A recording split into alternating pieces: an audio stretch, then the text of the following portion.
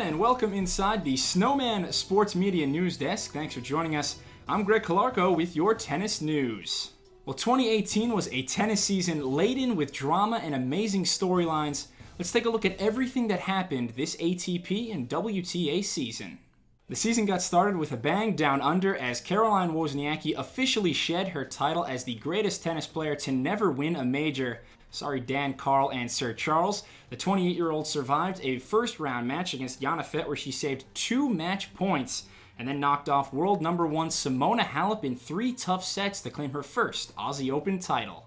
On the men's side, it was a special fortnight for the ageless wonder Roger Federer as he took advantage of a favorable draw en route to upending Marin Cilic in a 5-set finale. For the Swissman, it would be his 20th career Grand Slam title, extending his own record, and Fed would also rewrite the history books again in February as he became the oldest player to ever hold the ATP #1 ranking. He also held that top spot in May and June when he was almost 37 years old, shattering Andre Agassi's record by more than 3 years.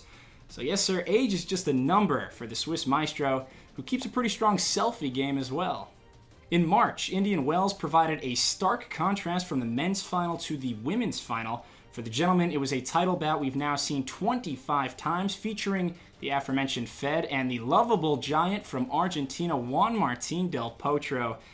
Del Po bludgeoned his good buddy that day in an epic 3-setter that saw the South American consolidate his success in Mexico from the week before, and he grabbed his first ever Masters 1000 title crown. And Del Po may have not been born in the USA, but at Indian Wells, he was always one step up. On the women's side, Indian Wells was an appetizer for a couple of youngsters who may be set to dominate the tennis landscape for the next 15 years. 20-year-old Naomi Osaka steamrolled her way to the final with ferocious yet precise ground strokes, while fellow 20-year-old Daria Kasatkina sliced and diced her way past an intimidating gauntlet featuring 4 past Grand Slam champions in Sloane Stephens, Caroline Wozniacki, Angelique Kerber, and Venus Williams. Osaka was the victor that day, but the future certainly seems bright for both stars. Of course, that wasn't the only big trophy Osaka got her hands on this year, though. More on that in a moment. In Miami, it was all about the Americans taking advantage of some sweet home cooking.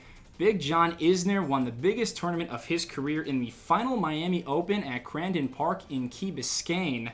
It was a dream title that really began a fairy tale year for the former Georgia Bulldog.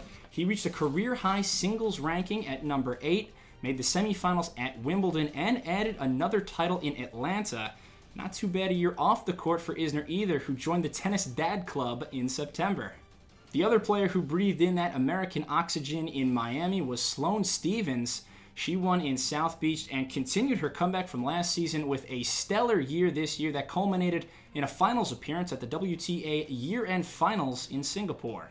Now stop me if you've heard this one before, but once the clay season rolled around, it was all Rafael Nadal. The King of Clay went an astonishing 24-1 on clay this season, including his 11th titles in both Barcelona and in Paris at the French Open. And that triumph at Roland Garros gave Rafa 17 career Grand Slam titles and a stranglehold on the #1 ranking, which he wouldn't relinquish until November.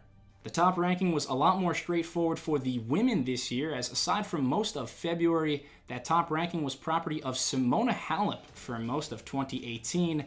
With Wozniacki winning the Australian Open, Halep was kind of the new face of the greatest to never win the Big One club. Sorry again, guys. That changed in Paris, though, as the Romanian exercised a colossal amount of demons by charging back against Sloane Stephens in the final of French Open. She won that, and the 2018 glory didn't stop there for Halep. She was a force all year, winning 3 titles, including the Rogers Cup in Montreal. She also reached 3 other finals. So at 5'6", Halep is right now on top of the tennis world, and she is proof that good things do come in small packages. Back to the fellas for a moment. It was a summer of youth being served. Alexander Zverev won his 3rd Masters 1000 title in Madrid. Borna Coric upset Fed on grass to win in Halle, and Stefanos Tsitsipas made a couple finals appearances in both Barcelona and Toronto. We also saw Daniil Medvedev win a 500-level crown in Tokyo, and then perhaps most impressively in the final Masters 1000 event of the year, Karen Khachanov broke through to win the Paris Masters.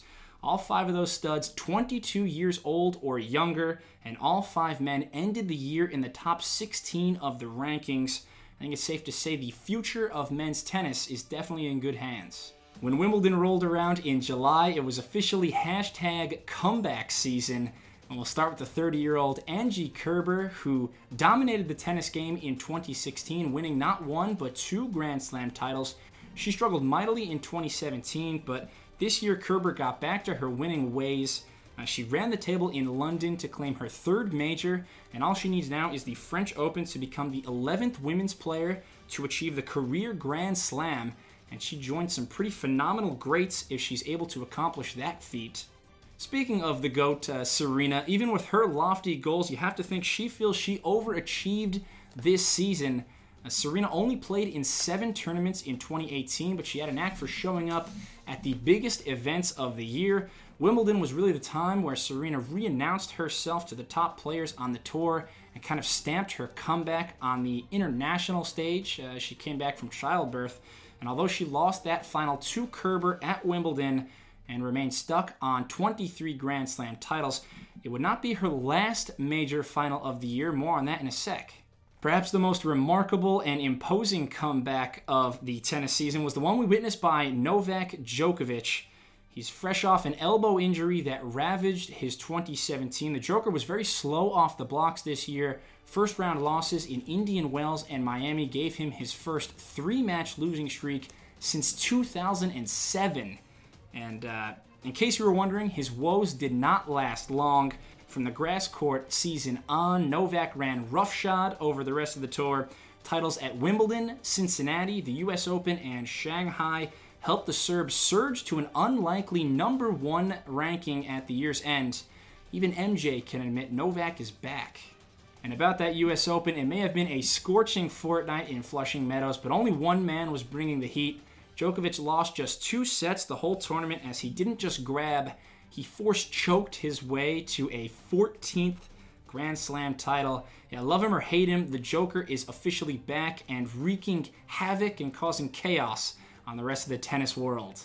Now, the women's US final may have been just as comprehensive, but it was littered with controversy. Naomi Osaka battered and blitzed her way to the trophy, but it was Serena who stole the headlines in an altercation that unraveled way out of hand. Serena and chair umpire Carlos Ramos engaged in multiple heated conversations that resulted in Serena being docked a point and then an entire game in the second set. And I know both people made mistakes. Serena certainly let her emotions get the better of her when she smashed her racket in the second set. But in my opinion, Ramos has to handle that situation better. I mean, the GOAT was right. I can't think of a single male player who would be given that penalty for calling the chair umpire a thief. But I digress. That final was all about Osaka. Congratulations, Naomi. You are officially a star. After the US Open, Caroline Wozniacki looked lean as she won in Beijing. Aryna Sabalenka looked mean as she won in Wuhan. Kevin Anderson bruised in Vienna, while Roger Federer cruised in Basel. Other than that, Elena Svitolina capped off the season in brilliant fashion by winning the WTA year-end finals in Singapore. Her play that tournament was my favorite performance by a Ukrainian since Mila Kunis co-starred in Ted. And in all seriousness, I believe that's the biggest title of the 24-year-old Svitolina's career, and that's going to give her massive confidence. That's going to catapult her to a colossal 2019.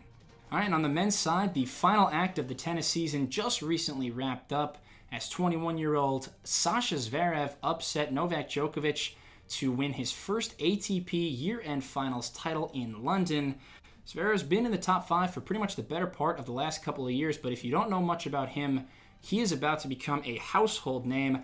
I just want to take this moment to be on the right side of history. Alexander Zverev will win multiple Grand Slams. Book it. He's going to break records. Sasha Zverev, an absolute stud.